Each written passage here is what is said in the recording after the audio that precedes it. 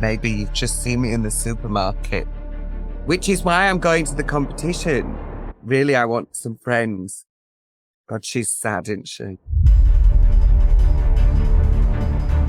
Welcome to Let's Roll, the podcast where every week we play a tabletop role-playing game with our guests and get to know their life story through this story. I'm Paul Foxcroft, and this very day we're joined by podcaster, Northern legend, Drag Race alumnus, and Queen of Queens of Pantomime, Divina Campo. Hello! Hello, Divina. May I ask, what are your preferred pronouns? Today, I'm in the full Yshee, so I'm a she today, please. Very well. Today, we're playing Dungeons & Dragons. Apparently, you're no stranger to the dice. Well, we used to have lots of... Do you remember the books? The Choose Your Own Adventure, Fighting Fantasy. Yes! We Yes. used to have those. Also, my brother Guy is also big on the old Dungeons & Dragons, so we would often play in our house, yes. Right. Well, we have a character we need to introduce. So yes, you've got, I believe your name, the character's name is Erizabeth, which I assume I'm putting the emphasis on the correct syllables, but that's entirely up to you. Put an accent on every vowel. She be Erizabeth. She be from Somerset, Erizabeth. So, what can we tell the audience about your character? Well, they are a witch, a level 3 witch. Mm-hmm. They're a merfolk as in terms of species. Yes. I'm a level 3. Classic. My next question on the list, having you just established that you were a merfolk witch, the next question in my script is literally, and how are they like you? Are you aquatic? Yeah, I don't use my legs very well. Generally, I just like to tie them together and walk as if I only have one appendage down there. I believe that was how the dance move the worm was invented. Yeah, somebody just fell over as a mer person and that was it. Suddenly, breakdancing and the worm were born. And how else? I mean, I've played Ariel quite a lot in different things because I'm kind of well known for having red hair. Although today I'm green because I thought, well, I'll go under the sea and I'll be like a piece of kelp. The natural camouflage of the ocean. Exactly. So, do you have any hopes or dreams for the sort of story we may tell today? I just hope it's exciting. The last time I played Dungeons and Dragons, my character's weapon was a bucket of stale wee. So I'm really hoping that that's not my sole weapon during this adventure. I'll guarantee this. At no point will your only recourse be a bucket of urine. I'm not taking it off the table. Good. I'm just saying. I'm glad about that. Yeah, I'll always present you at least one other option.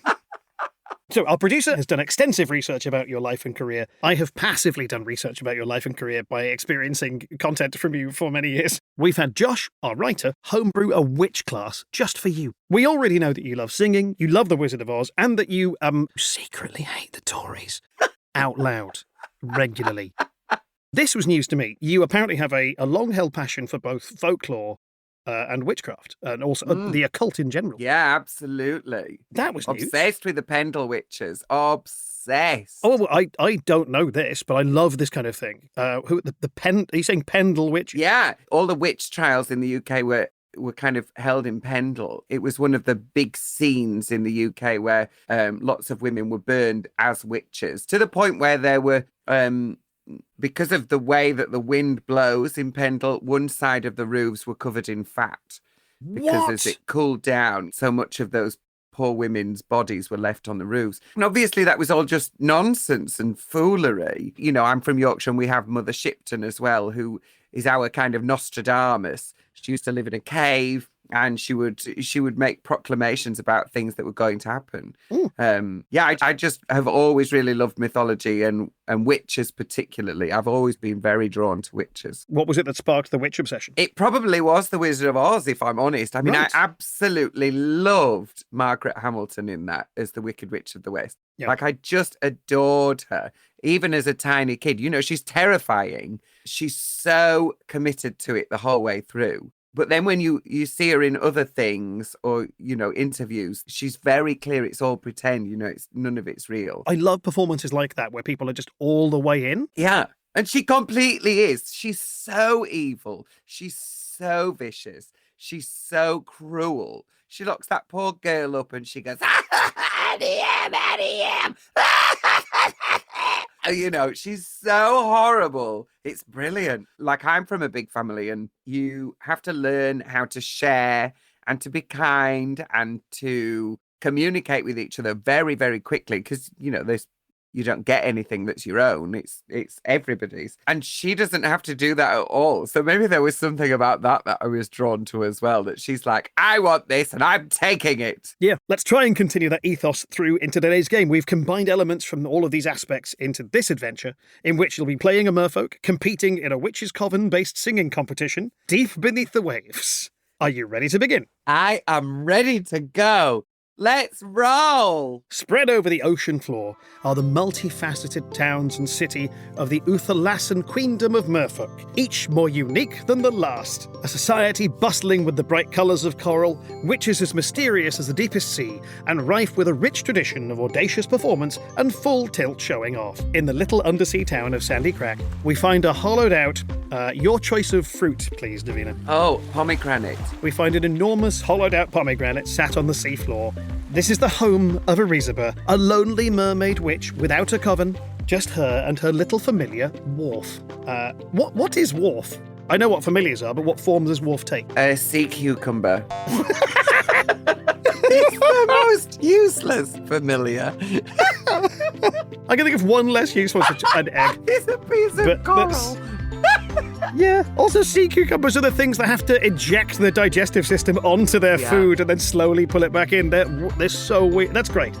Would you kindly, for our audience's sake, describe Erisabeth's look and perhaps her interacting with Worf? Middling height, around 5'9", with a beautiful white shiny tail and green flowing hair in a large quiff at the front. She's got quite heavy green eyeshadow on and a strong, bold red lip. She's curvaceous, but some of it may be padding that she's found on the ocean floor. That's fair. Hey, reuse, repurpose, recycle. Exactly. She is... Nothing goes to waste. She is a conscientious queen. Is Worf similarly done up? Does Worf have makeup? What would you even do on a sea cucumber? Yeah, Worf is just a very plain green and yellow striped sea cucumber. All right. So your alarm goes off, and I'm assuming it's under the sea. I think it's Flintstones rules. I think your alarm is just a crab whose job it is to play the drums at a certain time of day. And you wake up from the seabed, and Worf is bouncing off the walls. Admittedly, slowly. He's a sea cucumber. He doesn't have a ton in the way of muscles or consciousness. Today's the day! It's the Siren Song Contest! You will know from legend and lore. The Siren Song Contest is a competition where witches get to perform in front of the most prestigious covens across all of the seas, and possibly, if they do well enough, would be invited to join them. There are the two biggest covens, the two biggest deals. You've got the Cerulean Sea, who are a very civically minded coven. They spend time carving homes for the unhoused out of coral and doing charity work and what have you. And then the Deep Ink, who are also known for running the just off the chain best nightclubs in the underwater realms. And some of them have water-based apparatus that allows them to go on land and run better nightclubs up there as well. They are the best night out. Both of those will be in evidence as judges in this competition. Erisabeth's been looking for a coven for quite a while, so this would seem like an ideal opportunity to travel across to the Silver City and join in with this contest. Knowing that you have a journey ahead of you, what preparations might Erisabeth set to before setting off? Bear in mind, you have to get Worf into his little papoose. Yes. So I think I'll need a bag filled with food. Certainly. And some lime shots. Shots because of apparently lime.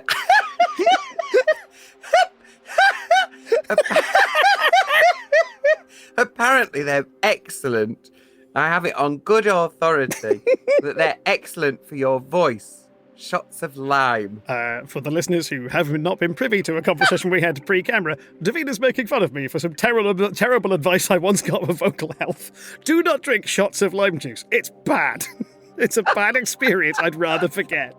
But no, you run to the fridge and your cupboards and get a couple of good staples of food and rations and whatnot for your journey. You go to the cupboard you have specifically for limes and get the little tap that you plug into the side of them to get all of the juice out in one go. Because there's magic in this world. That can happen.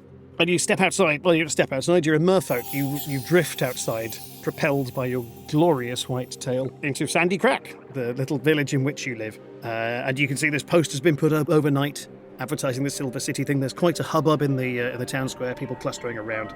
And you can see that head judge this year will be the queen of the Queendom of Merfolk. And I see if you can get this reference. The Super Queen Blue Paul. That's Blue Paul will be judging as the head judge. Now, I don't know if you've made the link, but we're making a reference to Drag Race. Yeah, I'm shocked that she would be a singing judge. But, horses for courses. Well, there we go. I'm going to segue out of this for a second, having painted this picture, which leads me to one of my questions, which is, I think it was 6 years since Drag Race UK aired. Mm. So for you, what does being an alumnus of Drag Race mean now? And has that changed since the original airing? Yeah, it's been a wild ride. I'll tell you that for nothing. I mean, there are all kinds of sharks, pun intended, circling the waters while you're on Drag Race. And then once you've done it as well, there lots of your listeners will be aware that if they know anything about the Drag Race girls, that quite a lot of us have been robbed and defrauded and and had very bad management advice at various points. I've been very, very lucky. I've only lost a couple of grand's worth of money.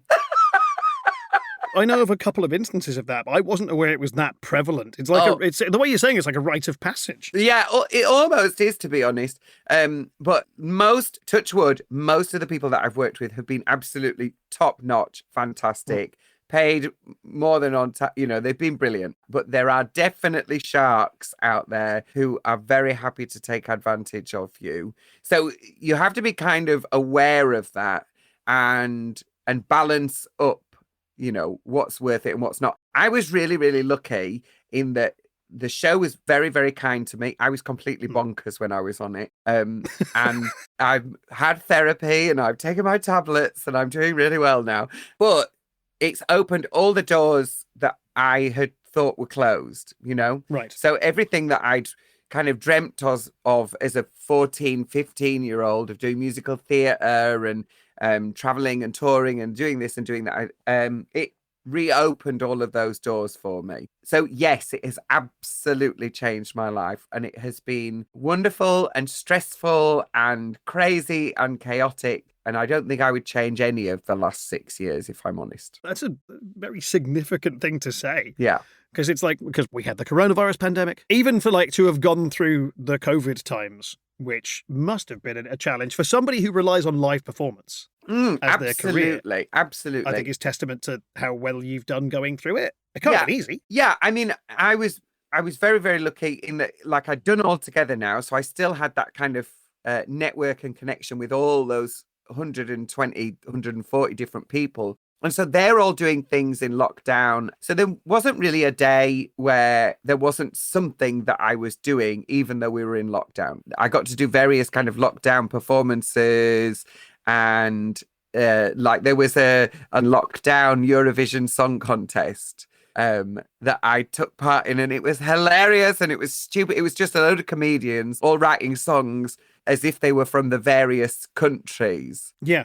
Mel Gidroyd won, and hers was particularly good. It was about being Italian and drinking coffee and looking gorgeous. The three pillars of being the Italian nation, and one of them is being Italian. Yeah. Step 1, be Italian. Step 2, look gorgeous. Step 3, drink coffee. You're Italian now, and all you had to do was be Italian. I mean, that was basically the song, and it was just so funny. So I got to do loads of really interesting, fun stuff, even though we were in lockdown. I mean, it's not that was easy, because we were in a tiny flat in a tiny bedroom that you couldn't even get the vacuum past.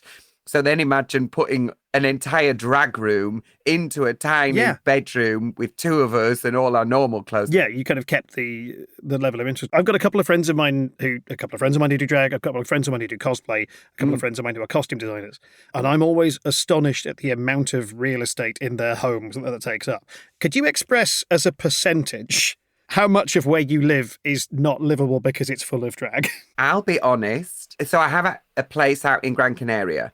So that's home. Gran Canaria is home. And I have like a separate space out there, which is completely dedicated. But that is like 2 double garages. You know, it's an enormous space. It's really, really big. Whereas in Manchester, where I'm based currently, I don't have a bed. I have a mattress that I lean against the wall and then I put it down because otherwise I don't have space to do anything in this room.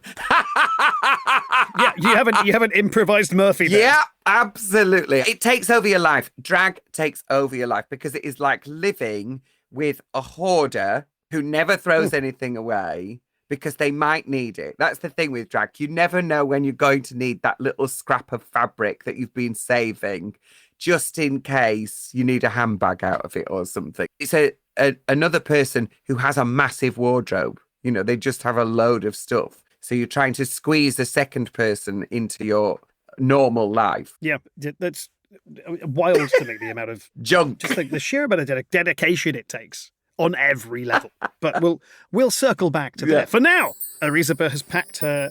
I don't know why I've imagined a bindle, like a polka dotted blanket tied around a stick. Well, that's probably not what your luggage is like. No, she's got somebody's old Louis Vuitton. She went down to the Titanic and she's nabbed one of the old cases. An original Louis Vuitton from the Titanic. You've got the gem from the end of the movie. The pomegranate is just directed in Titanic debris. But yeah, so you've got your originals Vuittons. I like the idea that you're swimming, but the suitcase has wheels. It's like Pratchett's luggage. It travels by itself. Oh, on thousands of tiny legs. Excellent. Oh, well then, to my mind, there's just a number of little squid who live in the bottom of the luggage, who squid along the bottom, kicking up dust as they do. And so the competition is off in the Silver City. Worf is with you, just sort of hovering faintly behind you, presumably tied to you by a lead or some string. Otherwise, he'll just drift off with any strong current. You've got your luggage full of limes and I don't know what the undersea snacks are. Crisps? No, that's the least appropriate snack for undersea. Kelp chips, as I've seen recently in a health store near me. I'm not ready to try that yet. It's nice to know there. But you set off along the Ruby Row Road, a legendary route that leads to the Silver City, a constantly replenished path of glimmering fish eggs that sits surrounded by silver seaweed. That's right, red and silver, because of the... If you like red and silver, it's a vibe. But I understand that you do. On the way there, you pass a bunch of merfolk coming in the opposite direction. There's witches and warlocks and wizards. A lot of W stuff. Every now and then, a manta ray swishes past you, dragging a little sort of clamshell full of commuters going to or from the city. And as you advance down the Ruby Row Road, you see off to one side a huge bloom of sea anemones with a figure next to it, trying and failing to hitch a ride with some of the passing mantas. They are a clamfolk. Now, they greet you as you approach, but clamfolk, we've made that up. I think clamfolk are one of two things. They're either like a human from the neck down and just a clam for a head, or they're a clam with legs sticking out the bottom and then it opens and there's a face and arms in there, or a thing that you think is better. You get to decide what this is.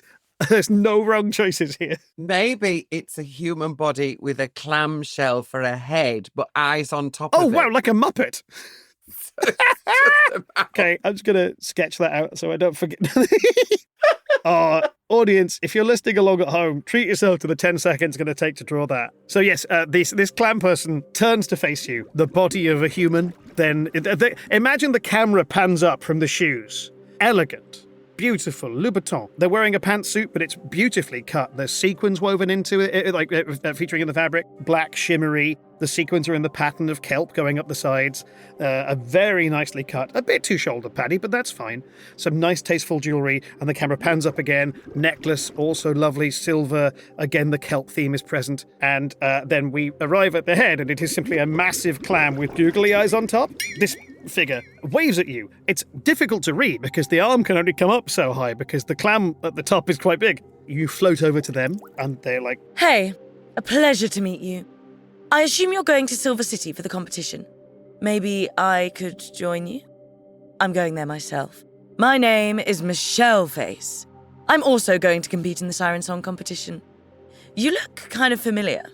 I've seen you round Sandy Crack, I believe. Yes, that's where you will have seen me. But I'm quite shy. So maybe you've just seen me in the supermarket. I've seen you lurking, peeking at events from behind the kelp, looking like you desperately want to join in, but feel like you need something more. Yeah, which is why I'm going to the competition. Really, I want some friends. God, she's sad, isn't she? What do you need? You need a magic feather to give you confidence. Well, let me be your magic feather. I'll be your friend, and maybe we can go to this town together. And maybe, who knows, maybe we'll both win. That sounds good. Let's go. all right. And she then, as you swim gracefully away, she just sort of wades. She doesn't have fins. Just wades through the silt at the bottom of the ocean. You're swimming high over all these gloriously glowing fish eggs. She's wading through them. She's not fast. Would you, for me, make a persuasion check, please? Okay. Or I'll take performance if you would like to do something to attract one of these larger fish being ridden as commuter vehicles. I have a performance of 5. I'd go with that. Okay, perform. Oh, it's got a D20 there. Roll D20. Surprisingly, Google was made by people who like this sort of thing. Who would believe it? I know. I got a 20. You're kidding. A nat 20. Okay. Yeah, I got a 20. In which case, with a 20, you have an absolute breakthrough moment in terms of confidence. And for a moment, Elizabeth forgets the sort of loneliness and doubt that has propelled her to this and is just living her best life. What does she do to attract the attention of a passing vehicle to get a lift? She sings clang, clang, clang with the trolley, a ding, dang, dang with the bell. Says they were my heartstrings. From the moment I saw him, I fell. And, what are you going to do if that's happening in the street in front of you? Yeah. What happens is the wet equivalent of a bus. I should have said undersea. The undersea equivalent of a bus. The wet equivalent of a bus is, of course, a wet bus. There's a massive sea cucumber being towed behind a enormous sturgeon with a bunch of merfolk holding onto the back of it, like those banana boats you have in fun summer areas that people ride on. Are they still things? The sort of banana inflatables? They are definitely still a thing, yeah. Jaws didn't kill them off. It should have. It should have, really. Also, wait, what's the date today? July 3rd. Tomorrow is the 50th anniversary of Jaws. Oh. Yeah. I don't know what I want you to do with that information. I just found it out this morning and I wanted to tell somebody. Go to the beach. That's what we should do. Get the mayor to tell us everything will be fine. I've discovered recently I've aged into looking like the mayor from Jaws. It's so specific, and I've discovered completely unmarketable. I can't do anything with it. I just have to live with it. You just have to do cameos for people's birthday, telling them to go to the beach. It's safe. It's such a niche cameo. I'm going to look into that. If you're doing gigs in Manchester and you want a Jaws bit, I live down the road. I'll do it. But this elaborate performance goes off. Several I mean sharks, other animals that people are riding back and forth. An audience manifests in a little semicircle around Elizabeth. And so this round of applause hits you like waves.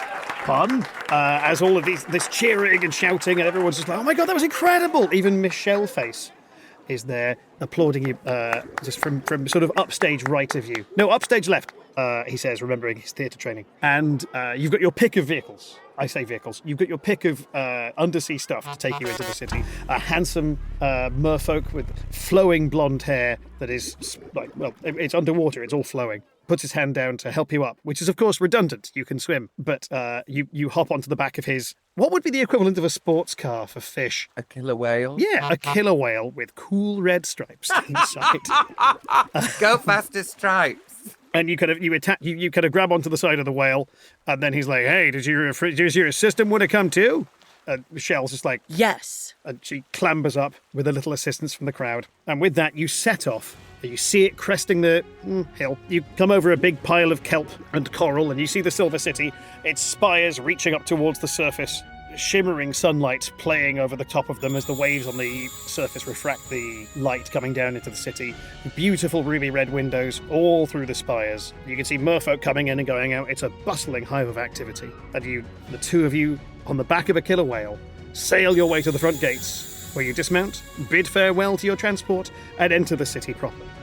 All the better to find a coven. Which brings me to another question, which is, speaking of covens, for the uninitiated, groups of witches who work together for a common goal, drag families might be a reasonable equivalency. That's the analogy we're going for in this. Do you have a drag family? Yes, I suppose I do, really, because I've got the Frock Destroyers, and we're all very close with each other. And actually, there's something about doing Drag Race that just, you will never share an experience like that with anybody else, so it does bring all of you very close to each other, and you'll always have that bond. I suppose there's two levels to that. There's people who have done Drag Race and people who have done your season of Drag Race. So I imagine each season has its own peccadillos. Yes, it does, but there is still a sort of loose sisterhood between everybody who's been on the show, because it is the most indescribable experience that you could ever have. And having somebody who has been through something similar, it won't be the same, but it would be very similar. Again, you just have an understanding of what each other has been through that nobody else really will. And then I have two girls in Manchester, Very Cherry and Ginger Hunter, who are both fantastically talented. And we've all worked together for a really, really, really long time. But before Drag Race, we worked really, really closely with each other for, maybe 10 years. Wow. Yeah. Yeah. Well, I imagine that's also, I find this increasingly with there are situations like that where you've got a really strong relationship with some folks, and even though you don't see them for a little while, it's easy in strong relationships to pick up where you left off. Well, I had another follow-up about Drag Race, which is, we see it as an hour of television once a week. How intense is it? Like, how densely filmed is it? Because surely you're not just it's not a weekly production run. No. We get 2 days per episode, and you sort of you do your confessionals from the day before in the morning. So you do that kind of 8 until 11-ish is usually the time. And then you start the day proper at 12 with RuPaul in the workroom. And then you finished kind of 9, 10, 11 at night. Yeah. Wow. That's a hell of a day. Really intense. Yeah. What I hadn't realised, although obviously this must be how it's done, is that the confessionals are done as you go. It's not like you're brought back in to watch the edit and go, could you say something shady here? Although they absolutely do that. This is Put yourself back in the trauma. Yeah, absolutely. I mean, I feel terrible for the girls who've been eliminated, because, of course, they're then talking about that elimination day as if they haven't done the day yet, the next morning. So they have to relive all of that, the next day when it's still really, really fresh. But one of the things that you have to remember about all reality TV is that not everybody has the same agenda as you. So, if they're a producer, what is their agenda? Their agenda is to make great TV. That's what they're there for. And once you understand that they're just doing their job, actually, it makes it much easier for you to go through that experience. Now I can imagine. Well, you were talking about like the sharks in the analogous sense earlier on. I suppose that's a good thing to take from that and carry into the rest of work, just recognizing they're there for their reasons. Yeah, of course. And that's the same everywhere, whether you're working in a shop or you're working in a factory or you're working, wherever you are, not everybody is always pulling in the same direction. Some people clearly have an alternative agenda. I used to work in a high school, and the politics in schools is outrageous. It is outrageous. The department I was in, there was an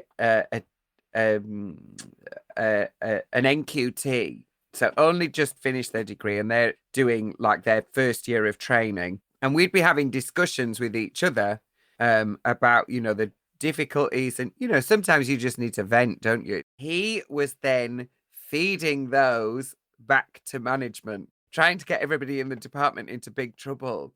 Little sneaky little rat. Yeah. That's Bad.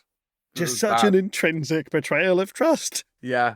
I mean, I was lucky because I was leaving already. I was like, ha ha, bye everyone. Yeah. Well, I always I've loved a few situations I'm able to do that. There's a really satisfying sense of being like, oh, a lot of drama's kicking off. I'm going. Yeah. But enjoy this. By the way, here's a quick truth. Bye. Love that. Yeah. Love that. Well, speaking of quick truths, on your way as you walk through the Silver City with your new friend, Miss Shellface.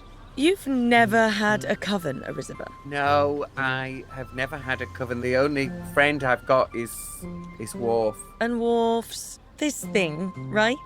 He's a sea cucumber. Really? I thought I was a potato. Yeah. I'm so sorry, Worf. I've misled you. You are in fact a cucumber. Whoa. I know. I'm sorry. But at least it means that you're not going to get deep fried. Yes, I would be very surprised by people who would deep fry cucumber. Yeah, I think deep fried cucumber would not be the one. So, there's always a silver lining. Like the Silver City. Exactly. And you've been my best friend. So it's been really nice to meet you, Shellface. Like I say, I've never really had another friend. And it's been very nice to meet you. You are clearly talented. Very impressed by your work on the road. Just out of interest, do you have a coven you're particularly wanting to join? Well, I was quite interested in the deep ink. Yeah. Oh, yeah. Running the nightclubs. That's where I want to be. I want to do cabaret. Yeah, same. I want to be up there on the stage with cocktail in hand, having a gorgeous time with the crowd. It's the only way to live. I love that sort of thing myself. I just love being the centre of attention. I don't know whether that comes across. No. She does that. She's just arms out, twirling her way through the Silver City. There's a tunk, tunk, as she just gently clotheslines some passers-by, ignorant of her personal space and its impact on the world. And you find yourself at this point at the foot of the steps. An absolutely insane inclusion. In an undersea environment where most people are fish. You swim your way up the steps of St. Marcia's Palace. Michelle steps her way up the steps, because that's the word. That's the right word. It's just the same word twice. Don't write in. And you arrive at the glorious doors and step inside to a very elegantly appointed waiting room. There's statuary. There's a very close approximation of King Triton from The Little Mermaid, but not close enough that we can be sued. Nobody listening to this, imagine the accurate one. Keep the moustache, shave the beard. In case Disney's going to police everyone's thoughts. I mean, give them time. But you enter the lobby and you step through into this glorious hall. Again, with the similar but distinct King Triton statuary. And you see there's an eel person who, I think, having established the rules, is a human body with a whole eel for a head.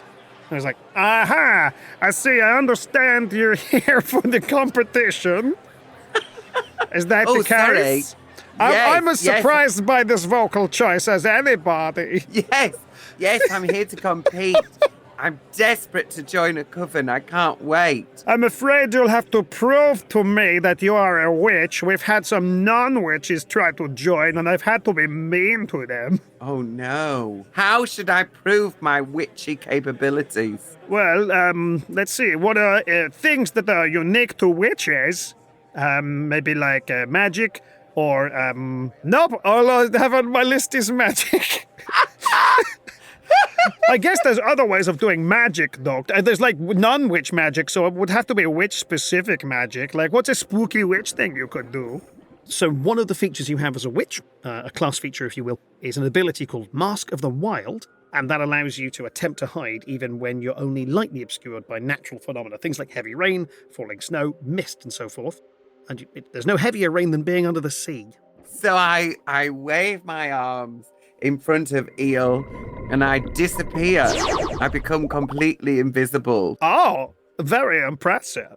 I see that I cannot see you, which sentence-wise is just terrible construction, but I'm not here for literary purposes. He asks you the question, then starts looking around to see if he can hear where your voice is coming from, and you realise he also has like not a sharp stick, but he's just got like a stick. He's ready to poke to see if he can find where you are. Okay, so I move backwards and then I say very loudly, yes, I'm very impressed. I think you're amazing. Even if you look a little eel. He pokes the stick at where you just were. I was like, oh, okay, you've passed my test. Also, I like the joke about me looking a little eel. Very good. And then he claps like Michael Gove. Remember that reference? Yeah.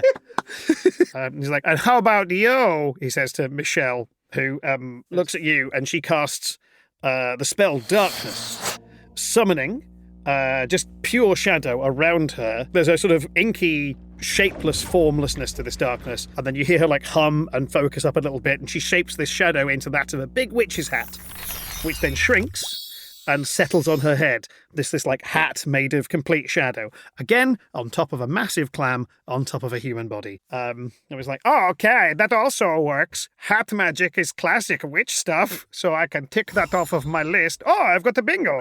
And at which point goes, please step through into the waiting room with the other contestants. And another door opens, and there is a sort of beaded curtain of coral, and you sweep through there into a green room, if you will. There's a couple of other contestants waiting to be ushered onto stage. We have a couple of merfolk, I think 3 of them, all very different vibes.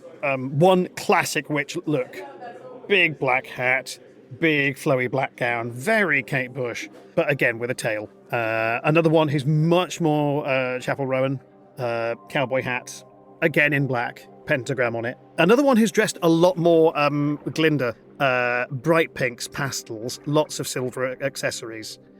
Next to them we also have just an actual octopus with a little moustache stuck on, a sort of Salvador Dali moustache stuck on the front of their... Do octopuses have a face? Stuck on their body at some point that gives the impression of where their face is. We have a shark folk and a human who is breathing water, apparently unassisted, and a second human who is not breathing water and has simply drowned. Also, the shark folk, for reference, is a human body with a whole shark for a head.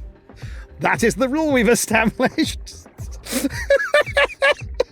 One of the officials swims into the room, and they're like a merfolk, but from the waist down, it's octopus tentacles, like Ursula, but less divine brown. And they're like, hi everybody, hi. Just to be clear, round 1's about to begin. Just do your best work. Whatever song you've got, really play to the crowd. Anything you can do to really pick this up. You're welcome to watch in the wings if you'd like, but you don't have to. You can wait in here if you'd rather. Entirely up to you. Any questions? No? Good. Right. Bye. I'll be off. Oh, also, I'm Jen. And anything you need to do let me know. Bye. I'm leaving. And bustles away for a moment into the backstage area. You have a couple of moments to, I don't know, scope out the competition. Shell is here with you. It's hard to read because her eyes are, what's the word, googly. So her expression is hard to read, but if anything, she's sort of like really focused in on each of the other competitors for a couple of seconds and has like a little notebook and is writing something down about each of them. Would you mind terribly making a perception check for me? Okay, hold on. Let me look here. I have a plus. Have I? I think it says plus. Oh, no, perception. I'm reading persuasion. Okay. We've got 11. 11. Okay, so adding 4 to 11 brings us to a 15, which means you get a couple of little insights into these folks. 2 of the merfolk are painfully nervous. They're like just very uncomfortable in here, not making eye contact with anybody, eyes down at the floor. One of them's fussing with their hands a little bit. One of them's just like really focusing on their breathing, trying to keep it together. You also clock the human who's down here every couple of minutes. She goes to the inside of her jacket pocket and pulls out a little silver flask and is just sipping tiny nips from that. And you're not 100% sure what that is, but you're 90% sure that's what's allowing her to breathe underwater. The first couple of merfolk are invited through to the stage. Most everybody is going to go backstage and watch from the wings. And if there's anything else you'd rather do, we can explore that. No, I'd like to see what everybody else does. Sure enough. You swim your way through to the wings. You bring Worf with you under strict instructions to be sotto voice, as you are now just adjacent to stage. There is a big crowd in attendance, and the energy coming off of them is palpable. The first merfolk go out to perform. The first 2 are a little too nervous, and their nerves get the better of them. The last merfolk the chaperone-looking one, has come back in from outside, followed in by Shell, who's also been out there for a little bit. They get up on stage. They've got so much more confidence in the way they're doing things.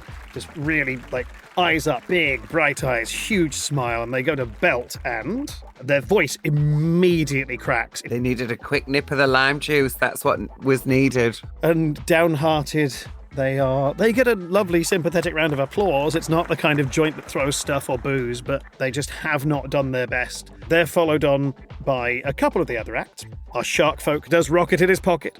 It goes down. Let's see how well it goes down with the audience. Oh, really well. They're eating it up. First really bold performer of the night. The octopus goes out and inexplicably has a tremendous singing voice. But they wind up doing the aria from The Fifth Element.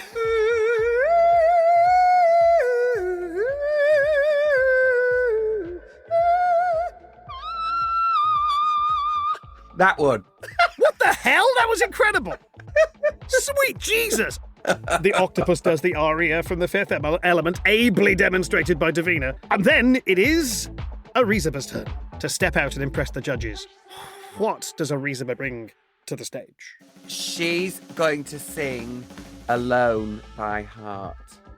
Oh, oh, oh, till now, always got by on my own. I never really cared until I met you. That's as much as the copyright lawyers will allow us to sing. But we will explore Divina's live dates at the end of the podcast. Stick around. I was going to make you roll for that. Yeah, I'm not making you roll. That's just a lovely success. You get a huge round of applause. You get the fish equivalent of a standing ovation. I don't know what that would be. A flapping ovation. They're all clapping on. Lovely work. Let me know if you've got any other fish puns. And then, well, this is a really good time to move into my next question, which is, you are known for your incredibly wide range as a singer in a way that a lot of genderqueer people folk might feel is inaccessible to them. For you taught yourself whistle tone, is that correct? Yes, I did. Like, I'd always been sort of obsessed with having as wide a range as I possibly could. I'd not really been into pop music until I was about 15, 16. I'd always just done kind of classical stuff and church music. And then as soon as I got to university, I was like, okay, great. What's this? So I would go to the, not HMV because it was too expensive, but I'd go to, it was called like the music shop or something like that. It had a blue sign on the front of it.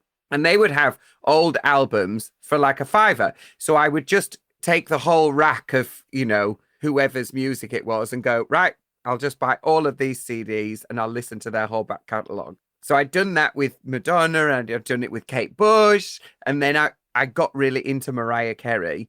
And I was like, okay, like she can do this crazy thing with her voice. If she can do it, there must be some way of me finding how to do it. So I locked myself in a practice room for an hour most days over 6 months and taught myself how to do it. Was it a 6-month process? Yeah. And it still wasn't like reliable. It's not a reliable part of your voice because if the sound isn't exactly right and you can't hear perfectly, then for me, it's just not coming out. It's not going to happen. Well, this is immediately reminding. I used to work with some opera singers years and years ago, and I remember a friend of mine was retraining, shifting from a mezzo to a mezzo soprano, and she just had to take 7 months off and retrain her voice to move to a different register, which I was amazed you could do. Yeah. Well, I mean, I think quite often what happens, particularly with opera singers, is that you get a teacher who tells you that you are this kind of voice.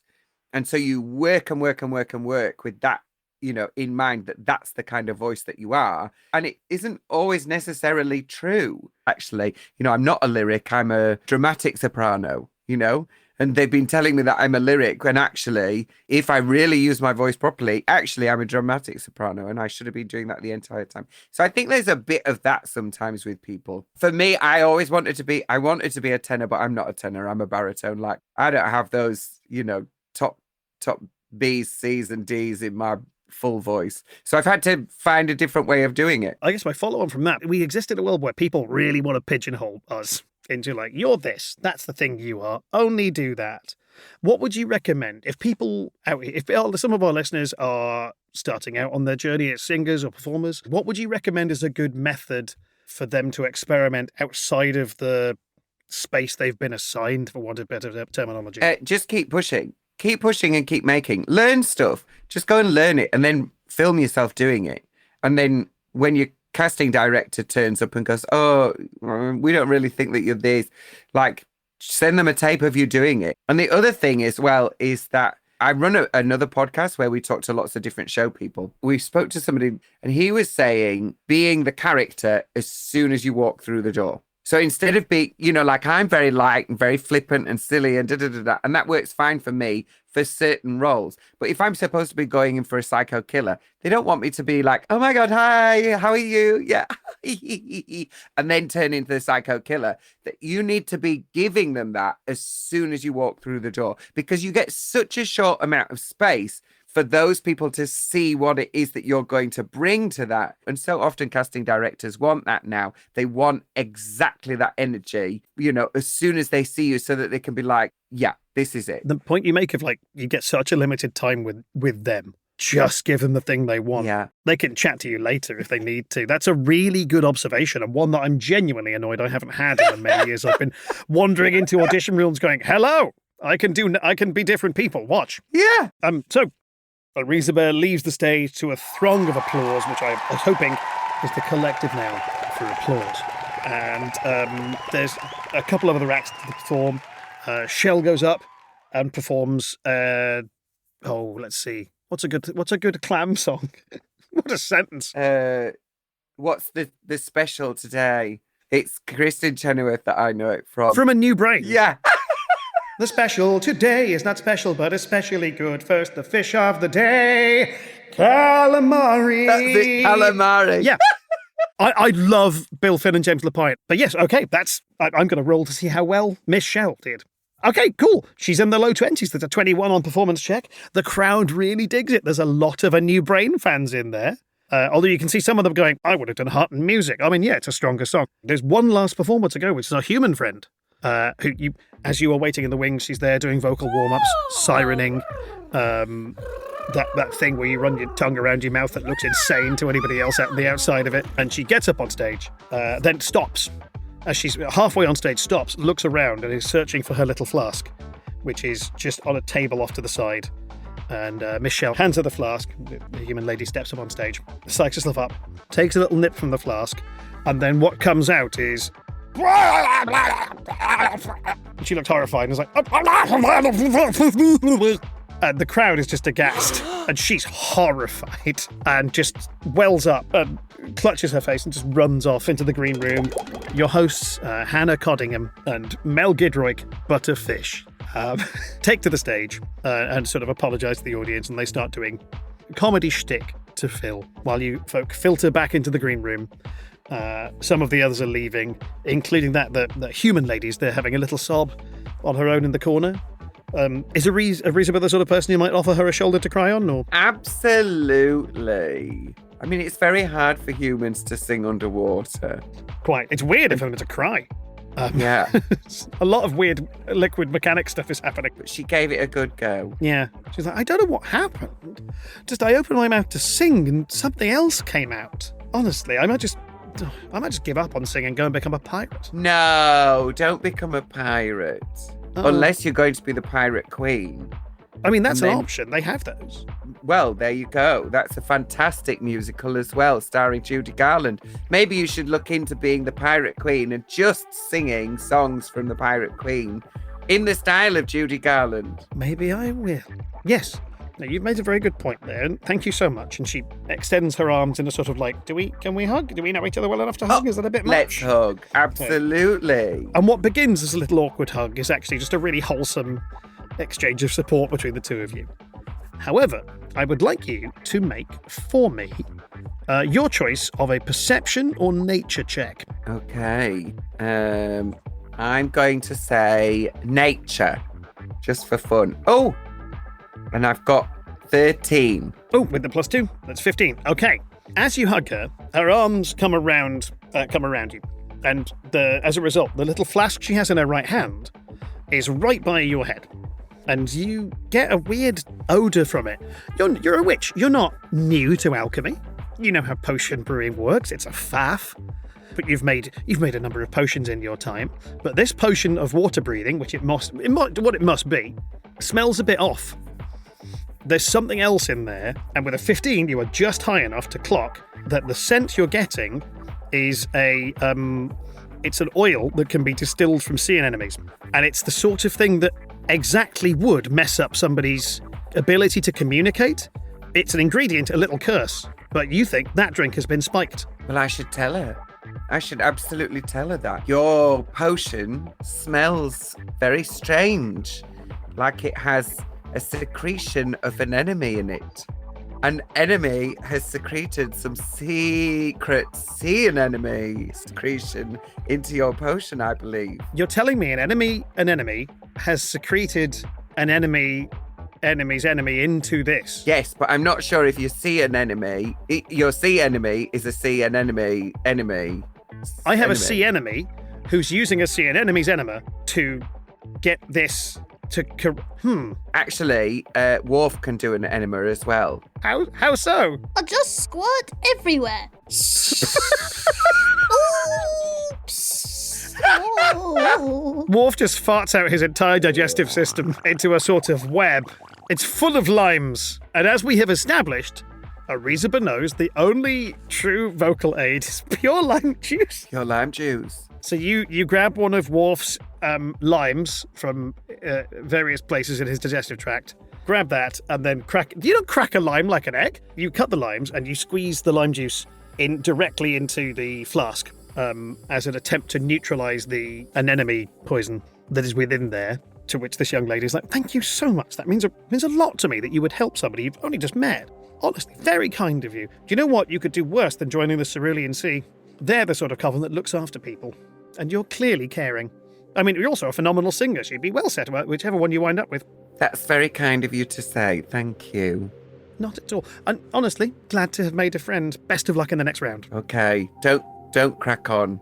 Sing with clarity. Touche. Touche. I've only ever seen that written down.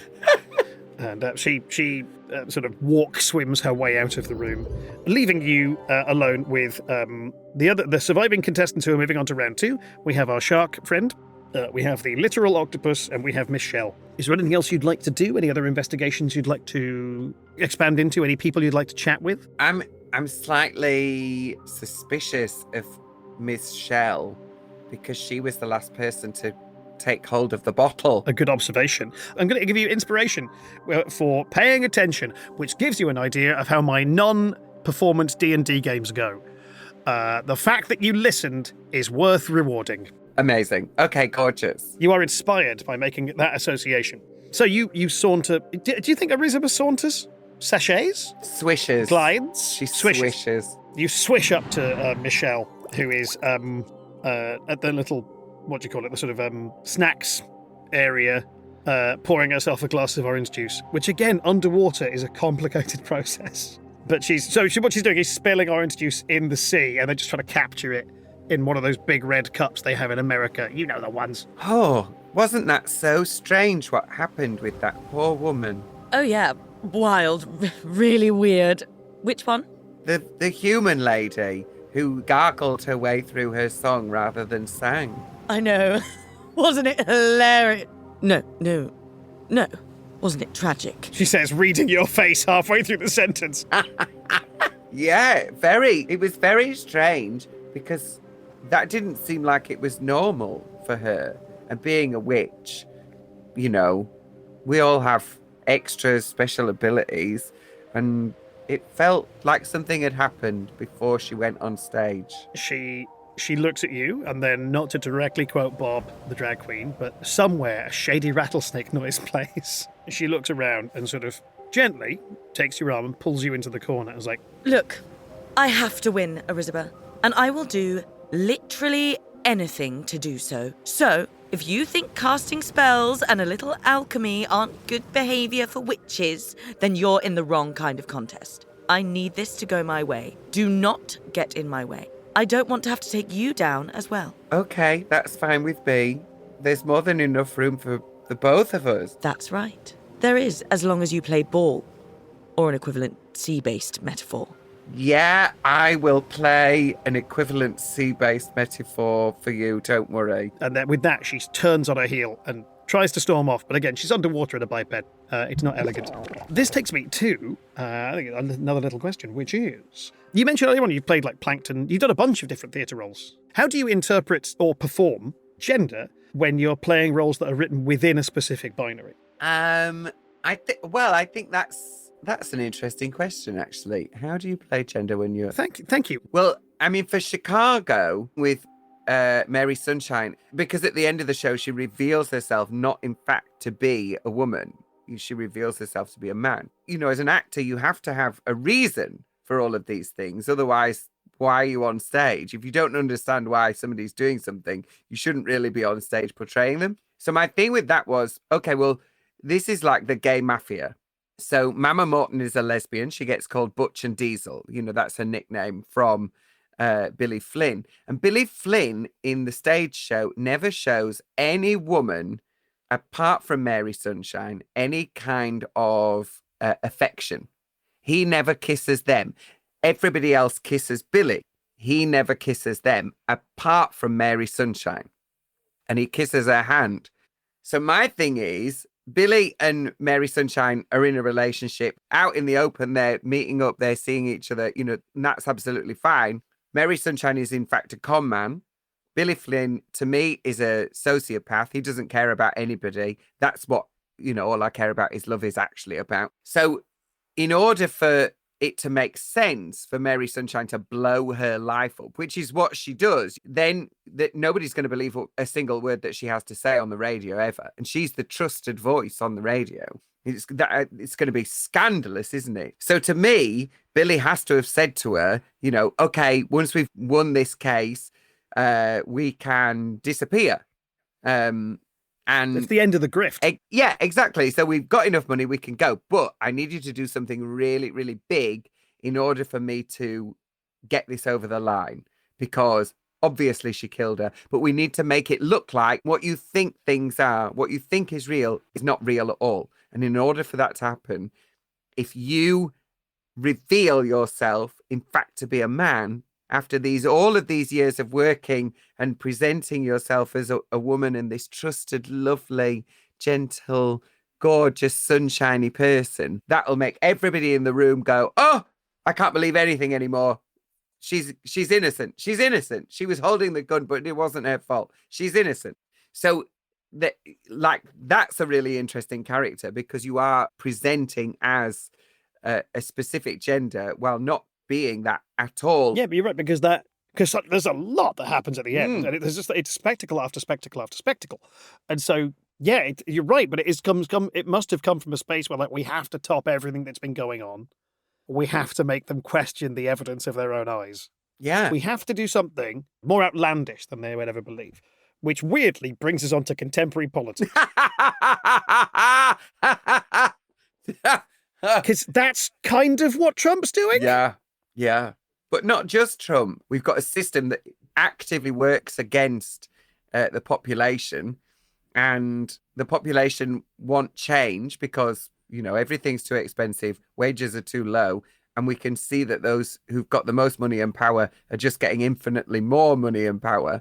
And unfortunately, people keep voting for change and getting more and more of the same, which we're seeing in the UK as well. And also, you just have to look at what those people are doing with their money. You know, Elon Musk is actively trying to immiserate people's lives. And then in this country, J.K. Rowling is doing exactly the same thing. You know, just trying to target vulnerable groups and make their lives miserable. I mean, these guys are just so pathetic.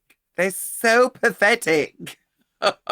Well, you've been not only here, like you've been very vocal and very articulate about your politics, but that's also like that's you. You're very vocal about it in every auspice, as far as I can tell. Do you think it's a responsibility as a person in the public eye to have these discussions, to voice these opinions, and to share them and have these debates, or is it just something you do because you want to do it?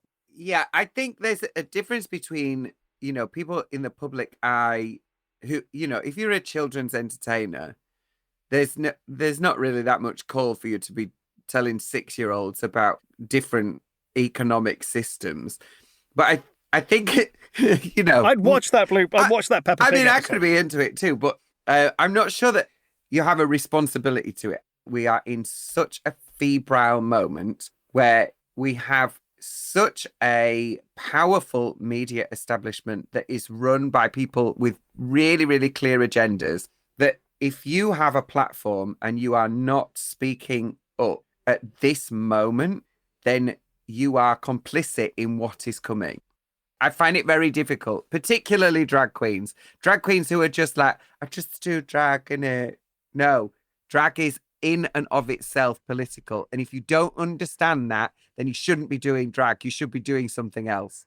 Go and be a nursery teacher. Go and work on CBBS, because this is not the game for you. Because the people who are in power are actively working against your rights, and you need to be speaking out about it. Yeah. A great point. Well made. Yeah, no, entirely a good point. But yeah, okay, right, we've got to segue back. Segue back to round two. Back to the sea. You've unmasked, or at least for yourself, you've discovered Miss Shell's agenda.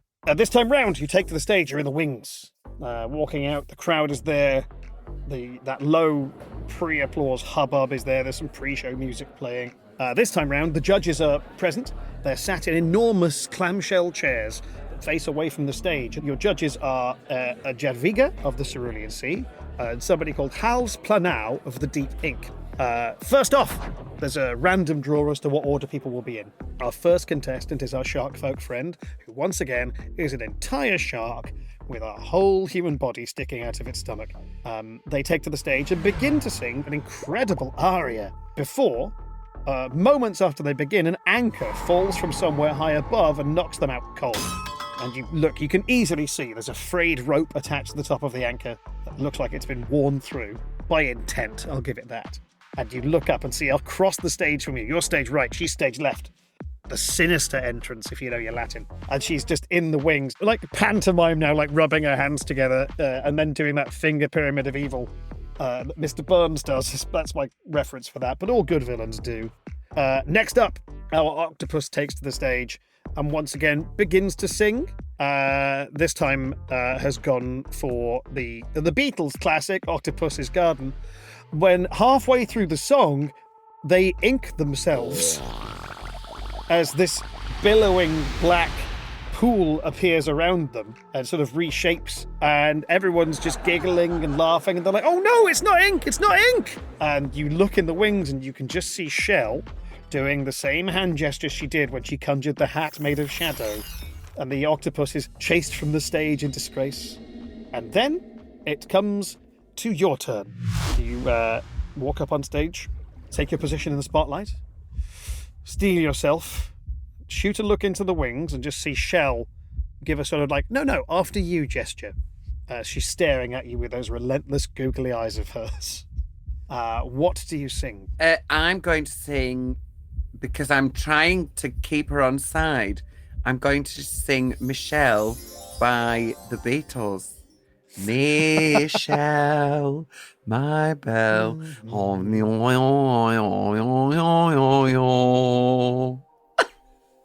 Very accurate to the... I believe that was the first draft McCartney put down. He does not speak French. Could you make a performance check for me, please? As a Scouser born and raised, I'm giving you advantage for using a Liverpudlian song. Stunning. So I rolled 20 twice. Okay, here we go. First one is 9.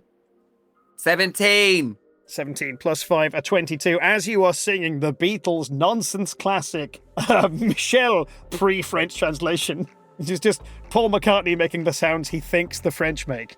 It really strikes a chord with the room. And in front of you, you see the two clamshell chairs spark into life as simultaneously as you get into one of the big sequences of the songs, which are now just occasionally misheard French words. Both coven chairs rotate, revealing Jadwiga and Hals Planau. And there's a huge cheer from the crowd as you have received a tacit invitation to join either coven, but that'll be dealt with after the fact. You take a bow, and you slip off into the wings, proud that you've done such a good job, and you exit stage left. you walk past Shell and realise, you immediately recognise that you've made these yourself for other people in the little town of Sandy Crack. She is drinking a potion of pitch correction and wearing an amulet of amplification, allowing her to boost the volume of her voice, but also to magically auto-tune herself. Do you believe in life after love? Which is exactly what she sets to the stage at doing, with the vocal modulation, which she plays off as that thing, which I always think is a Christina Aguilera thing, where, like, your hand, like, follows the pitch. She's really milking it. Yeah. But it's also, like, it's difficult to... It's interesting, because it's a clam flapping open, like, when she's hearing that coming up from. But she does very well. She gets the ink coven turning around just as she wished. And then, after a vote, the only two survivors going into round 3 are you and Miss Shell. The final round takes place in the Queen's Grand Ballroom, a work of art built to house the greatest performances in the Queendom.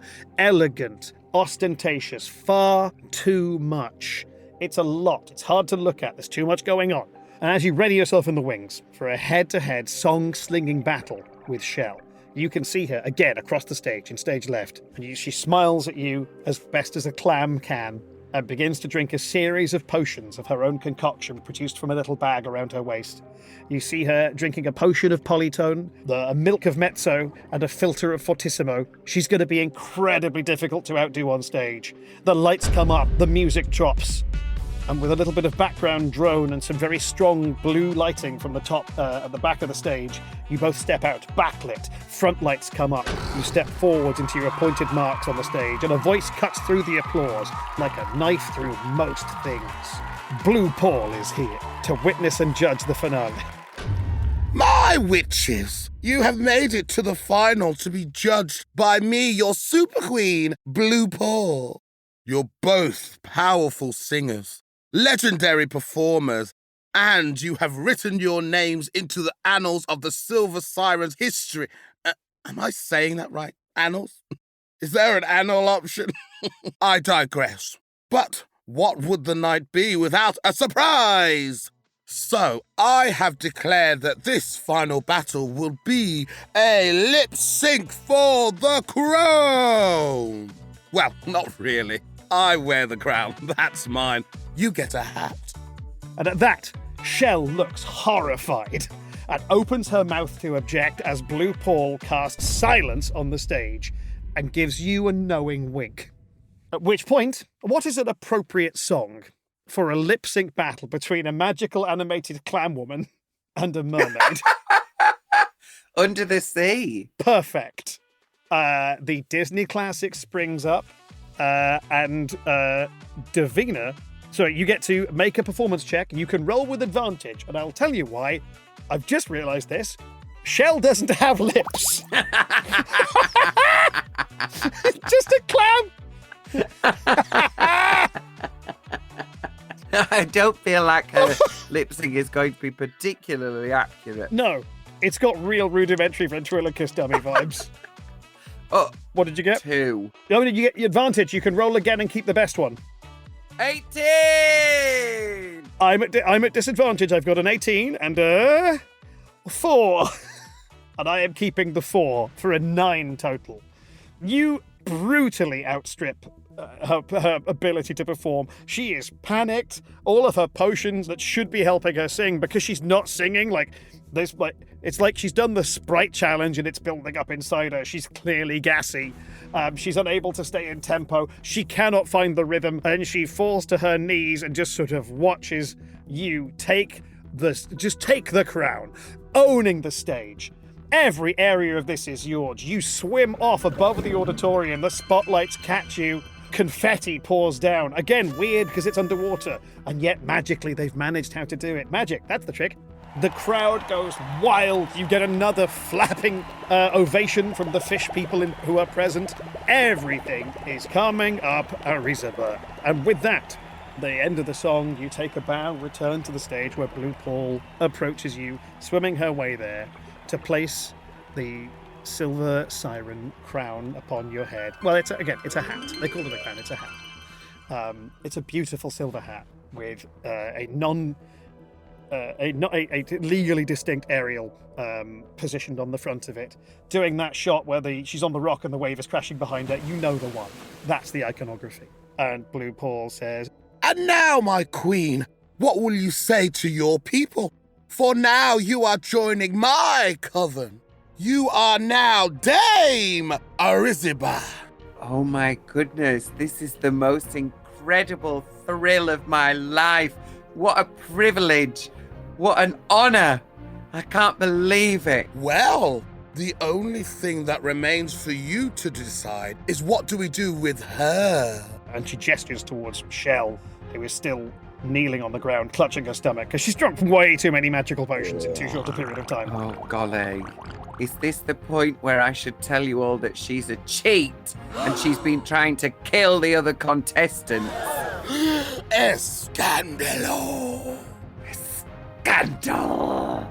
Yeah, she dropped an anchor on the other ones, and she killed the first one, I think. She stole their potion away from them. And then she poisoned the other one, the other human, and made them do that weird gargling noise. Oh, honestly, she's a wrong'un. That Miss Shell, she's a wrong'un. Those googly eyes should have been a dead giveaway. Then guards, take her away! And a series of incredibly buff, barely clothed mermen pick Michelle up and carry her off into the wings, and Michelle's like, I'm actually fine with this. Yeah, this is cool. This is a pretty good outcome for me. And with that, Ariziba has joined a coven. You've attained a royal title. You now have the means of affecting the world in which you live. You can affect change for the good people of the Underseas. What will be Ariziba's first policy as she takes her role in the sea government? The first policy would be redistribution of wealth and an end to monarchy. And so we leave it as you lead the revolution, charging up the steps as Blue Paul flees away from you, being like, It's a constitutional monarchy if that's something.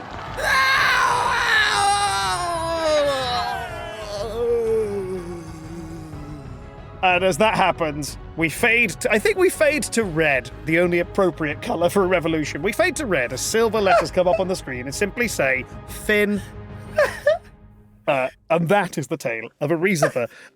Divina, I hope that was fun. Do you hear the people finning this song? Swimming the song of angry men. What a fun time. Oh, my I've smiled too much. My face hurts. Oh, you've sprained my face with laughter. That's a lovely sign. Thank you so much for playing and sharing both your time and stories with us.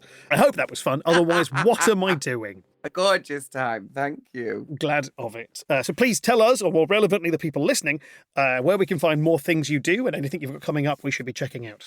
So I am on the internet at Divina de Campo. I've heard of it. Yeah, I'm just Divina de Campo. And it's D-I-V-I rather than D-A. If that makes sense, because people always spell it wrong and then they go, oh, I couldn't find you. So it's D-I, like divine rather than David. And I'm heading off on tour in Drag to the Musicals, which I'm really excited about. We're traveling all around the country with that. And then after Drag to the Musicals, I'm in Hertford at Beam doing Beauty and the Beast. Oh, lovely. I'm playing the Enchantress and I can't wait.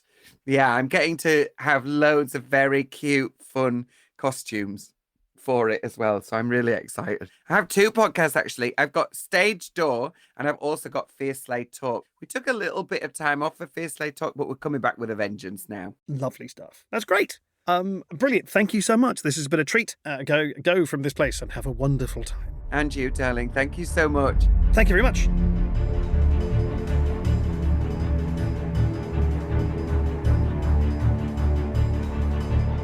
Let's Roll is a production executive produced by Cary Morrison. Worldbuilding was done by Joshua MacGregor, scripting by Paul Foxcroft and Joshua MacGregor. Your cast members are By Curious George, Yshee Black, Cary Morrison, and hosted by me, Paul Foxcroft. Thank you for listening, and we'll roll again next time.